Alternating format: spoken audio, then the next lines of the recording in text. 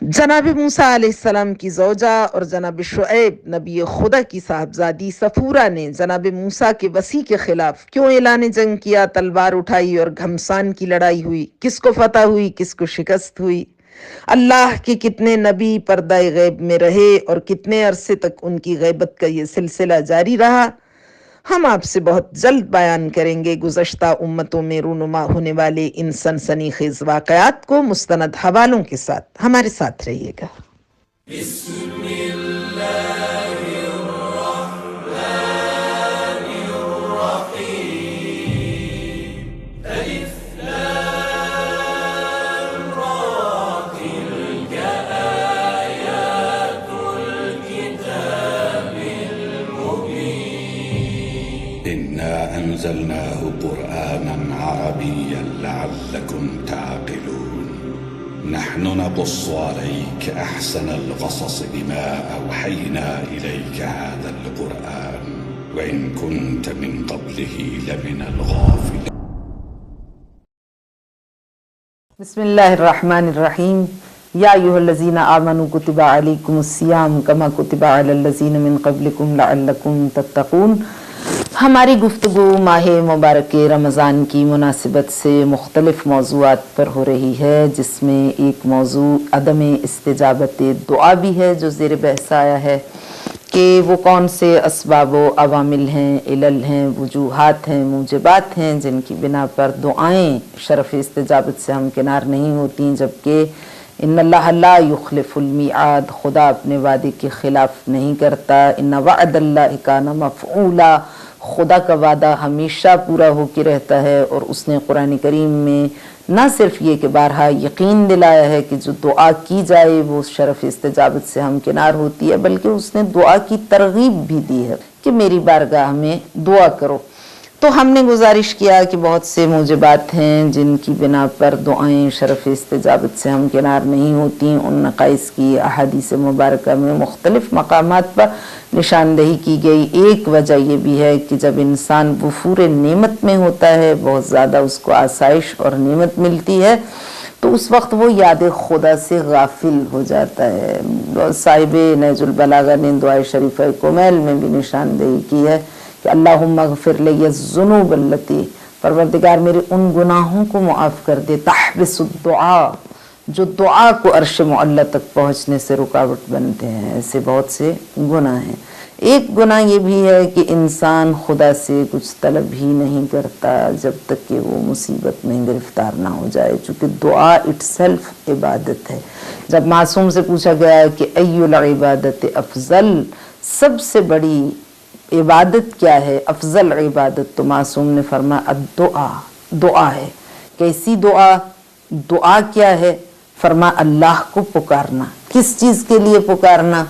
اپنی ذات کے لیے نہیں، اگرچہ اپنی ذات کے لیے بھی اسی کو پکارا جائے، لیکن یہاں اپنی ذات کے لیے نہیں بلکہ خالق کائنات نے جس دعا کو عبادت کا درجہ دیا ہے وہ دعا ہے جو اصلاح نفس کے لیے ہو، وہ دعا ہے جو شیطان کی چال بازیوں سے بچنے کے لیے ہو، وہ دعا ہے جو شیطان نفس کی تباہ کاریوں سے، اس کی ذلتوں سے، اس کی خباثتوں سے، اس کی برائیوں سے دور رہنے کے لیے دعا ہو، وہ دعا ہے جو خداوند متعال کی پناہ گاہ عافیت میں جانے کے لیے طلب کی جائے، وہ دعا ہے جو ہر طرح سے خیر و خوبی پر مبنی ہو، انسانی معاشرے کی خوبی پر مبنی ہو، نیک خواہشات پر مشتمل ہو۔ اس دعا کو نہ صرف یہ کہ پسند فرمایا ہے بلکہ اس کو امر واجب اور مسلمان کا فرض قرار دیا گیا ہے کہ وہ دعا ہوتی رہنی چاہیے، اور اگر کوئی انسان اس فرض کی ادائیگی سے پہلو تہی کا ارتکاب کرتا ہے تو پھر اس کے لیے سزا کا تعین بھی فرمایا کہ تقدموا فی الدعاء استجیب له اذا نزل به البلاء وقالت الملائکہ صوت معروف ولم يحجب عن السماع وقالت الملائکہ صوت معروف ومن لم يتقدم في الدعاء لم يستجب له اذا نزل به البلاء وقالت الملائکہ اين كنت قبل اليوم ان ذا الصوت لا نعرفه فرمایا کہ خدا کی بارگاہ میں ہمیشہ دامن نیاز کو پھیلائے رہو، ہمیشہ دست بدعا رہو، تمہیں کسی چیز کی طلب ہو یا نہ ہو، کسی چیز کی کمی ہو یا نہ ہو، خدا نے کتنی فراوان نعمتیں تمہیں عطا کی ہوں، لیکن پھر بھی ہمہ وقت دعا سے اپنا رشتہ قائم و برقرار رکھو، اس لیے کہ دعا بارگاہ خدا بندی سے مرتبط ہونے کا، ارتباط قائم کرنے کا، رابطہ برقرار کرنے کا ذریعہ ہے۔ عبد اور معبود کے درمیان بہت مضبوط رشتہ پیدا ہوتا ہے، قائم ہوتا ہے دعا کے ذریعے سے، لہٰذا خدا کی بارگاہ میں دعا کرتے رہو۔ آقا نے ارشاد فرمایا کہ ہمیشہ دعا میں پہل کرو، اس سے پہلے کہ تمہیں کسی چیز کی ضرورت پیش آئے، اس سے پہلے کہ تمہیں کوئی صحت کے مسائل پیدا ہوں، اس سے پہلے کہ تمہارے مالی معاملات گڑبڑ ہو جائیں، اس سے پہلے کہ تمہیں دشمن کا خطرہ لاحق ہو، دعا کرتے رہو خدا کی بارگاہ میں۔ اور یہ یا میسر ادعو ولا تقل ان الامر قد فرغ من فان عند اللہ عز وجل منزلۃ لا تنال الا بمسألۃ سل تعطى۔ فرمایا کہ خدا کی بارگاہ میں دامن نیاز پھیلائے رہو، خدا سے دعا کرتے رہو، اور اس بات پر یقین کامل رکھو لا تقل ان الامر قد فرغ من، کہ جو تم خدا سے طلب کرو گے وہ عطا کرنے والا ہے، اس کے فیصلوں میں تبدیلی واقع ہو جاتی ہے۔ تمہاری دعا بڑی مؤثر چیز ہے، بڑا مؤثر، الدعاء سلاح المؤمن، مؤثر ہتھیار ہے، طاقتور ہتھیار ہے، دعا مومن کا اسلحہ ہے جس کے ذریعے سے وہ بہت بڑی بڑی کامیابیاں حاصل کرتا ہے۔ تو فرمایا کہ تقدموا فی الدعا، دعا کرتے رہو، مگر کون سی دعا؟ وہ دعا جو مکمل خیر و خوبی پر مشتمل ہو، جو دوسروں کی خیر پر مبنی ہو، جو دوسروں کی خیر کو چاہنے کے لیے ہو، جو معاشرے کی اصلاح کے لیے ہو، جو اصلاح نفس کے لیے ہو، جو شیطان نفس کی چال بازیوں، تباہ کاریوں، مکاریوں، خباثتوں اور برائیوں سے دامن بچانے کے لیے ہو، جو بارگاہ احدیت میں خداوند متعال کی پناہ حاصل کرنے کے لیے، اس پناہ گاہ عافیت میں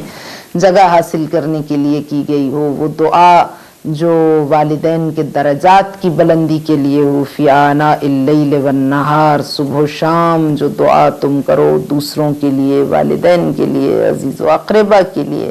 اپنے درجات کی بلندی کے لیے، خود کو گناہوں سے بچانے کے لیے، تقدموا فی الدعاء استجیب لہ اذا نزل بہ البلاء، اگر تم ایسا عمل انجام دو گے تو استجیب لہ اذا نزل بہ البلاء، اگر مصیبت آئے گی تو دعا فوراً شرف استجابت سے ہمکنار ہو جائے گی۔ وَلَمْ يُحْجَبْ عَنِ السَّمَاءِ، پھر جب تمہیں ضرورت پیش آئے گی کہ تم اپنے خدا سے کلام کرو اور کچھ طلب کرو تو لم يحجب عن السماء، اس کو روکا نہیں جائے گا، راستے میں کوئی رکاوٹ نہیں ہوگی اس دعا کے عرش معلی تک پہنچنے کے لیے۔ وقالت الملائکہ صوت معروف، ملائکہ اس کی دعا کے ساتھ ساتھ آواز دیں گے، پروردگار یہ جانی پہچانی آواز ہے، یہ نیا بندہ نہیں ہے، یہ تیری بارگاہ کا بندہ ہے، یہ تیرا بندہ ہے۔ مگر وہ شخص جو دعا میں جلدی نہیں کرتا، پہل نہیں کرتا، مراد یہ ہے جلدی کی بجائے یعنی پہل نہیں کرتا خدا سے کچھ مانگنے میں، لم یستجب لہ اذا نزل بہ البلاء، جب اس پہ مصیبت نازل ہوتی ہے اور اس کی زبان سے کلمات دعا برآمد ہوتے ہیں، لبوں پر دعا یا جملے مچلنے لگتے ہیں، لم یستجب، تو خدا پرواہ نہیں کرتا، اور ملائکہ بھی سفارش نہیں کرتے۔ ملائکہ کہتے ہیں اینا کنت قبل اليوم، آج سے پہلے تو کہاں تھا؟ ملائکہ کہتے ہیں نزل الصوت لا نعرفو، ہم اس آواز کو پہچانتے ہی نہیں ہیں۔ تو تم ایک ریزن دعا کے قبول نہ ہونے کی یہ ہے کہ تم اللہ کو پکارتے نہیں جب تک کہ مصیبت میں مبتلا نہیں ہوتے، اور قرآن کریم میں ایک تنزیہ سا خطاب بھی ہے ایسے لوگوں کے لیے کہ خالق اکبر ارشاد فرماتا ہے کہ جب مصیبت میں گرفتار بلا ہوتے ہیں تو کس طرح گڑ گڑاتے ہیں اور خدا سے دعا کرتے ہیں اور اس کو پکارتے ہیں، ثم اذا خولناہ نعمتا، اور جب ہم اسے نعمت عطا کر دیتے ہیں، فنسی ما کان یدعو الیہ من قبل، تو بھلا ہی دیتا ہے کہ ابھی کچھ ہی ثانیے پہلے، کچھ لمحے پہلے یا کچھ روز پہلے کس طرح خدا کی بارگاہ میں خدا کو پکار رہا تھا۔ ایک اور حدیث ہے جس میں جناب داؤد علیہ السلام سے خالق اکبر نے خطاب کیا، اور خالق فرماتا یا داؤد قل لشبان بنی اسرائیل، لما تشغلون نفوسکم بغیری وانا مشتاق الیکم ما ھذا الجفا فبحقی علیک کلی مطیعا. اے داؤد، بنی اسرائیل کی یوتھ کو ایڈریس کرو، نوجوانوں سے خطاب کرو. کیا خطاب کرو؟ کل شبان بنی اسرائیل لما تشغلون قلوبکم لغیری وانا مشتاق الیکم. تم کہاں بھٹک رہے ہو؟ کہاں تم نے اپنی کن جگہوں کو اپنی دلچسپیوں کا مرکز قرار دے دیا ہے، جبکہ تمہارا خدا انا مشتاق الیکم تمہارا مشتاق ہے، اشتیاق زیارت رکھتا ہے، تمہیں پکارتا ہے کہ تم میری بارگاہ میں آؤ. فبحقی علیک کلی مطیعا، تمہیں میرے حق کی قسم ہے، میرا یہ تم پہ حق ہے کہ تم میرے مطیع و فرمانبردار بن جاؤ اور میری اطاعت کرو. تو ان داؤد قال فیما یخاطب ربہ عز وجل یا رب ای عبادک احب الیک. تو جناب داؤد نے پوچھا کہ پروردگار کون سا بندہ ہے جس سے تو سب سے زیادہ محبت کرتا ہے اور تجھے محبوب ہے. احبہ بحبک، میں اس لیے پوچھ رہا ہوں کہ تیری محبت کی وجہ سے میں بھی اس سے محبت کروں جس سے تو محبت کرتا ہے. تو قال یا داؤد، خطاب قدرت آیا، اے داؤد احب عبادی الی نقی القلب نقی الکفین. میری بارگاہ میں سب سے زیادہ مجھے جو بندہ محبوب ہے نقی القلب، جس کا دل پاک و پاکیزہ ہو، صاف و شفاف ہو، آئینے کی مانند ہو. ونقی الکفین، جس کے ہاتھوں پر کسی ارتکاب گناہ کا دھبا نہ ہو، جس نے اپنے ہاتھوں سے حدود الہی سے تجاوز نہ کیا ہو، کسی کو نقصان نہ پہنچایا ہو. لا یاتی الی احد سوءا ولا یمشی بالنمیمۃ تزول الجبال ولا تزل. فرمایا کہ لا یاتی الی احد سوءا ولا یمشی بالنمیمہ، پوری زندگی کی اس کی تاریخ میں لا یمشی الی احد سوءا، کسی کی جانب برائی سے رخ نہ کیا ہو، کسی کی غیبت نہ کی ہو، کسی پر طنز نہ کیا ہو، زخم زبان نہ لگایا ہو، دل آزاری نہ کی ہو، بے آبروئی اس کی آبرو ریزی کا ارتکاب نہ کیا ہو، کسی کے حق کو کسی بھی طرح سے پامال نہ کیا ہو. ولا یمشی بالنمیمۃ، سخن چینی نہ کی ہو، ادھر کی بات ادھر لگائی بھجائی. تزول الجبال ولا تزول، سب سے زیادہ مجھے محبت اس شخص سے ہے جس میں اتنی استقامت ہو، اتنا ٹھہراؤ ہو، جس کا کردار اتنا مضبوط ہو کہ پہاڑ اپنی بلند و بالا پہاڑ اپنی جگہ چھوڑ دیں لیکن وہ اپنی جگہ سے نہ ہٹے. ایمان اتنا اس کا مضبوط ہو. وَأَحَبَّنِي وَأَحَبَّ مَن يُحِبُّنِي وَحَبَّبَنِي إِلَىٰ عِبَادِي، وہ مجھ سے محبت کرتا ہے اور حببنی الی عبادی، میں اپنے بندوں میں اس کو محبوب کر دیتا ہوں. المتعلقۃ قلوبہم بالمساجد والمستغفرون بالاسحار. یہ کون لوگ ہیں جو کسی کی غیبت نہیں کرتے؟ تو پھر وہ زندگی کو کیسے بسر کریں؟ اس لیے کہ اگر غیبت زندگی میں سے نکل جائے، اگر تہمت کا خاتمہ ہو جائے، اگر جھوٹ نہ بولا جائے تو باتیں تو بہت کم رہ جاتی ہیں. پھر زندگی میں کوئی دلچسپی ہی نہیں رہتی، کوئی کیف ہی نہیں ہے، کوئی لذت ہی نہیں ہے، محافل میں وہ گرم جوشی نہیں ہے. اگر غیبت نہ ہو، اگر طنز نہ ہو، اگر دل آزاری نہ ہو، اگر تہمت نہ ہو، اگر الزامات کی بارش نہ ہو، اگر افواہیں نہ پھیلائی جائیں تو زندگی تو بہت بے کیف ہو جائے گی. تو پھر انسان اپنی دلچسپی کے مراکز کہاں تلاش کرے؟ تو فرمایا کہ المتعلقۃ قلوبہم بالمساجد، ان کے دل مسجدوں سے جڑے ہوئے ہوتے ہیں. اس لیے کہ جب انسان غیبت نہیں کرتا، برائی نہیں کرتا، حرام سے خود کو بچاتا ہے تو پھر اس کا دل یاد خدا میں مبتلا ہو جاتا. المتعلقۃ قلوبہم بالمساجد والمستغفرون بالاسحار، پھر وہ رات کی تاریکی میں دل شب میں اٹھ کے عبادت الہی سے دل لگاتے ہیں. صافون اقدامہم باللیل، رات کی تاریکی میں اٹھ کے اپنے پیروں پر کھڑے ہو کر عبادت الہی بجا لاتے ہیں. دل شب میں اپنے دل کو یاد الہی سے دل کی وادی کو آباد کرتے ہیں. اما اللیل فصافون اقدامہم تالین لاجزاء القرآن یرتلونہ ترتیلا، رات کی تاریکی میں قرآن کے ورق ورق کی تلاوت کرتے ہیں، یرتلونہ ترتیلا، ٹھہر ٹھہر کے، رک رک کے، سمجھ سمجھ کے، غور و فکر کر کے، تدبر کر کے، اس کی آیات میں تعقل کر کے ان کو سمجھنے اور پھر اپنانے کی کوشش کرتے ہیں۔ ہم بیان کر رہے تھے کہ جناب داؤد علیہ السلام نے پروردگار سے خطاب کیا، کون سا بندہ تجھے بہت زیادہ پسند ہے؟ فرمایا کہ نقی القلب و نقی الکفین، نہ اس کے ہاتھ پہ کوئی دھبا ہو اور نہ ہی اس کے دل پر کوئی داغ یا دھبا ہو، پاک و پاکیزہ دل لے کے وہ بارگاہ خدا بندی میں حاضر ہو اور کسی کی غیبت نہ کرے، کسی کی برائی نہ کرے، کسی کی عیب جوئی نہ کرے۔ المتعلقۃ قلوبہم بالمساجد، ایسے لوگوں کے دل مسجدوں سے جڑے رہتے ہیں، شاید اس کی وجہ یہ ہے کہ اور کوئی پھر مصروفیت نہیں رہتی، پھر اسے یاد خدا میں اس کا دل لگتا ہے۔ اور المستغفرون بالاسحار، رات کی تاریکی میں بارگاہ الہی میں محراب عبادت میں طلوع ہو کر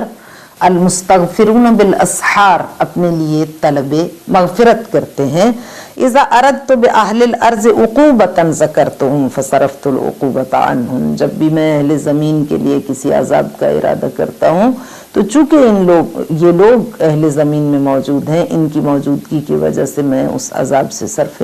نظر کرتا ہوں۔ یہ وہ لوگ ہیں جو اپنے فرائض کو صحیح طور پر انجام دیتے ہیں، جیسا کہ ہم نے گزشتہ پروگرام میں آپ کی خدمت میں گزارش کیا تھا کہ جب ہمارے پیشواؤں سے، اسلام کی بڑی شخصیات سے یہ سوال کیا جاتا تھا کہ سب سے بڑی عبادت کیا ہے، تو وہ فرماتے تھے لا عبادت کا ادا الفرائض، سب سے بڑی عبادت خدا کی بارگاہ میں اپنے فرائض کی ادائیگی ہے، اپنی ڈیوٹیز کو پرفارم کرنا، اپنے واجبات کو ادا کرنا، ٹائملی ادا کرنا اور صحیح طریقے سے ادا کرنا،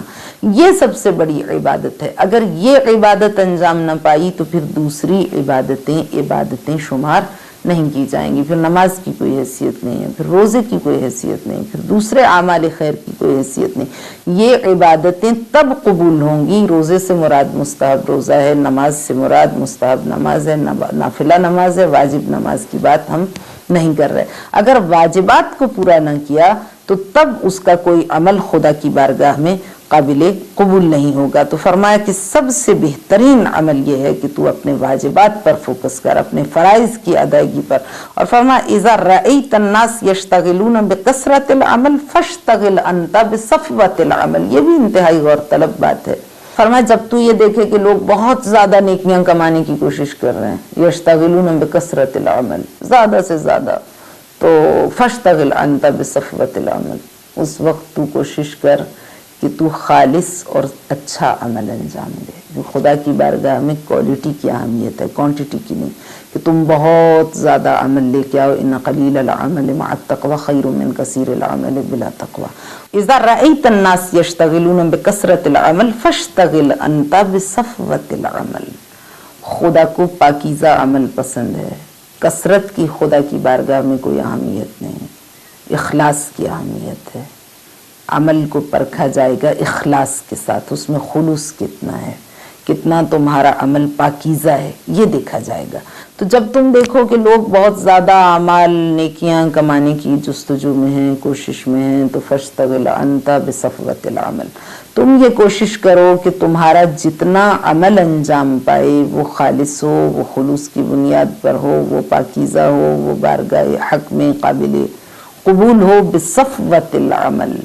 اس میں کوئی خرابی نہ ہو، اس لیے کہ فرما ان قلیل العمل مع التقوی خیر من کثیر العمل بلا تقوی انما یتقبل اللہ من المتقین۔ خدا عمل کو قبول کرتا ہے صرف اور صرف اس وقت جب تمہارا عمل تقوی کے حصار میں ہو، پرہیزگاری کے حصار میں انجام پائے اور اخلاص نیت پر مبنی ہو۔ یہی وہ چیز ہے جس کو احادیث میں کہا گیا انما الاعمال بالنیات،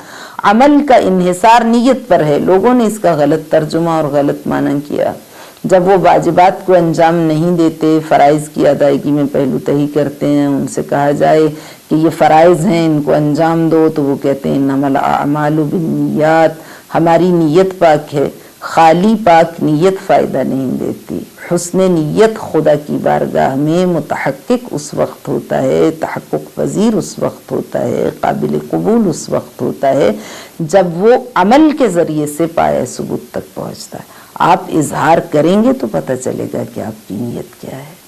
اگر آپ نے اپنے پاکیزہ عمل کے ذریعے سے اظہار کیا تو آپ کا حسن نیت بارگاہ خداوندی میں متحقق ہوگا۔ لہٰذا جو عمل تم اخلاصی نیت کے ساتھ انجام دیتے ہو وہ قبول ہوتا ہے۔ یہ معنی ہے اس کا کہ انما الاعمال بالنیات، اگر تم نے عمل انجام دیا اور رضائے مولا کو پیش نظر رکھ کر انجام دیا اور خلوص کے ساتھ انجام دیا تو وہ کم عمل بھی ہو خدا اس کو قبول کرے گا۔ یعنی صرف تم نے فرض نمازیں پڑھی ہیں، صرف رمضان کے فرض روزے رکھے ہیں، صرف تم نے ایک مرتبہ زندگی میں اگر للہ علی الناس حج البیت من استطاع الیہ سبیلا، اگر حج واجب ہوا ہے تو اس کو انجام دیا ہے،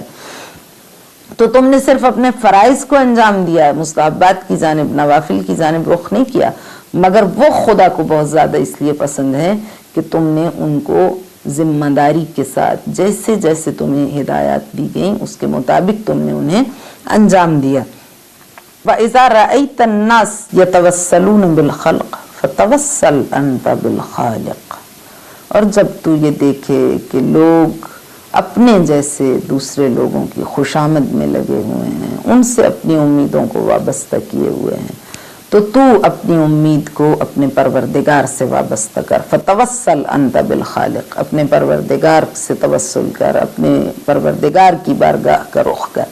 یہاں پہ آقا نے جو نشاندہی کی ہے اس حدیث میں، جن جملات کی، جن چیزوں کے بارے میں نشاندہی کی ہے اپنے جملات گوہر بار میں، اپنے کلمات گوہر بار میں، اس میں آقا نے ایک چیز تو یہ ارشاد فرمائی ہے کہ اذا رأیت الناس یشتغلون بعمل الدنیا، دنیا میں مصروف ہیں، فاشتغل انت بالآخرہ، تو آخرت میں مصروف ہو جائے۔ اذا رأیت الناس یشتغلون بالنوافل فاشتغل انت بالفرائض، لوگ نافلہ میں مصروف ہیں تو اپنے واجب میں مصروف ہو جائے۔ اذا رأیت الناس یشتغلون بعیوب الناس فاشتغل انت بعیوب نفسک، تو دیکھے کہ لوگ لوگوں کی برائیاں کر رہے ہیں تو اپنی برائیوں کو ٹٹولنے میں مصروف ہو جا، اپنی برائیوں کو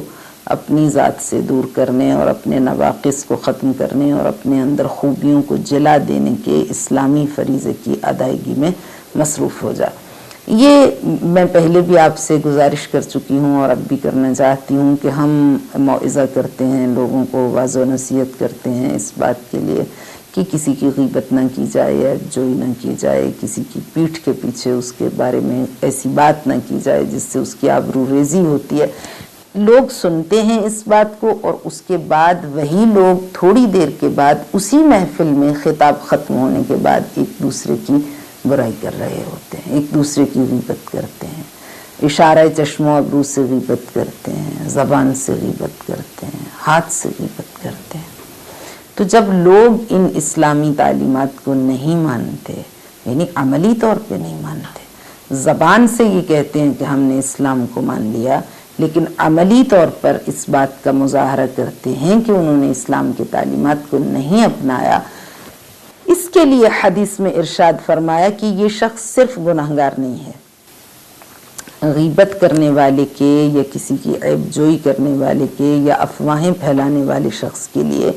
صرف ایک گناہ نہیں لکھا جائے گا کہ اس نے غلط افواہ پھیلا دی، صرف ایک گناہ نہیں لکھا جائے گا کہ اس نے غیبت کی، صرف ایک گناہ نہیں کہ اس نے تہمت لگائی، صرف ایک گناہ نہیں کہ اس نے جھوٹ بولا، بلکہ اس کے لیے زیادہ یہ باعث عذاب جو چیز ہے وہ یہ ہے کہ اس نے موعظہ سنا، اس کو پتہ چل گیا کہ اس کی اہمیت کیا ہے، اس کو پتہ چل گیا کہ اس کا عذاب کیا ہے، اس کو پتہ چل گیا کہ خدا نے قرآن میں کہا یا ایھا الذین آمنو، اے صاحبان ایمان گریز کرو اس بات سے، ایحب احدکم ان یأکل لحم اخیہ میتا فکرہتموہ، تم ایسا ہے جیسے اپنے مسلمان مرے ہوئے بھائی کا بدبودار گوشت کھا رہے ہو، تمہیں کیا یہ پسند آئے گا؟ یہ سب سننے کے بعد اگر وہ یہ کام انجام دیتا ہے تو فرمایا کہ وہ اللہ کی تعلیمات کا مذاق اڑاتا ہے، اور جس نے اللہ کا مذاق اڑایا اس نے خدا کے ساتھ اعلان جہاد کر دیا، اور جس نے اعلان جہاد اللہ کے ساتھ کیا اس کے لیے نہ کوئی دنیا ہے نہ آخرت، نہ سعادت دنیا نہ نعمات آخرت تک اس کی رسائی ہو سکتی ہے، جو خالق کے ساتھ اعلان جہاد کر دے۔ اس لیے ہمیں ان رذیلہ صفات کو اپنی ذات سے ختم کرنا ہمارے لیے بہت ضروری امر ہے، تاکہ ہماری واجب عبادات جن کو انجام دینے کے لیے ہم تکالیف بھی اٹھاتے ہیں، بارگاہ حق میں شرف قبولیت سے ہمکنار ہوں، اور ہماری دعائیں خدا کی بارگاہ میں ہمارے لبوں میں اتنی تاثیر آ جائے۔ انسان جب گناہ کو چھوڑ دیتا ہے تو اہل تشیع کیا، اہل تسنن کیا، جتنے مکاتب فکر اسلامی ہیں ان تمام نے متفقہ طور پہ بیان کیا ہے کہ اگر 40 لیلہ، اگر 40 رات یا 40 روز انسان ارتکاب گناہ سے دوری اختیار کر لے، اجتناب کرے، فعل حرام انجام نہ دے، تو خدا اس کو مستجاب الدعوہ بنا دیتا ہے۔ اس کے ان 2 لبوں میں اتنی تاثیر آ جاتی ہے کہ جو جملے اس کی زبان پر آئیں خدا ان کو رد نہیں کرتا۔ اور تاریخ میں اس کی مثالیں بے شمار ہیں۔ بڑے بڑے ڈاکو اور بڑے بڑے گناہگار افراد، کرمینل افراد، ان کو خدا نے جب انہوں نے بارگاہ خدا بندی میں توبہ کی، ان کی توبہ کو قبول کیا، اور اس کے بعد جب انہوں نے گناہ سے اپنا دامن بچا لیا تو خدا نے انہیں مستجاب الدعوہ بنا دیا۔ وہ جو بات کہتے تھے وہ پوری ہو جاتی تھی۔ فضیل ابن عیاض تاریخ انسانیت کی ایک بہت اہم شخصیت ہے، جو پہلے ڈاکوؤں کا سرغنہ ہوتا تھا، اور جب اس نے توبہ کی تو خدا نے اس کی توبہ کو قبول کیا۔ چونکہ قبولیت توبہ کے آثار بھی انسان کے وجود میں ہیں، وہ یہ جاننا چاہے کہ آیا اس کی توبہ قبول ہو گئی، تو اس کا بہت آسان طریقہ ہے، اور وہ طریقہ یہ ہے کہ وہ اپنی ذات کا جائزہ لے کہ وہ پہلے گناہوں پر قائم ہے یا ان کو چھوڑ چکا، ترک کر چکا۔ اس نے گناہ کی زندگی کو خیر باد کہہ دیا، اگر اس نے گناہ کی زندگی کو خیر باد کہہ دیا اور اب دوبارہ انہی جرائم کا، انہی گناہوں کا ارتکاب نہیں کرتا جس سے اس نے توبہ کی ہے، تو خدا اس کے لبوں میں اتنی تاثیر دے گا کہ وہ مستجاب الدعوہ ہو جائے گا، اس کی ہر دعا شرف استجابت سے ہمکنار ہونے لگے گی، وہ خدا اور بندوں کے درمیان وسیلہ بن جائے گا۔ تو آقا نے ارشاد فرمایا کہ خبردار ان چیزوں کو اپنے منظر نگاہ پر رکھو، اور پھر شکایت نہ کرنا کہ تمہاری دعا مستجاب نہیں ہوتی۔ تمہاری دعا اسی صورت میں مستجاب ہوگی، ما صدر عن صدر نقی و قلب تقی، دل کی وادی پاک و پاکیزہ ہو جائے، زبان طیب و طاہر ہو جائے۔ میرے سینے کو کشائش عطا کر، وسعت عطا کر، مجھے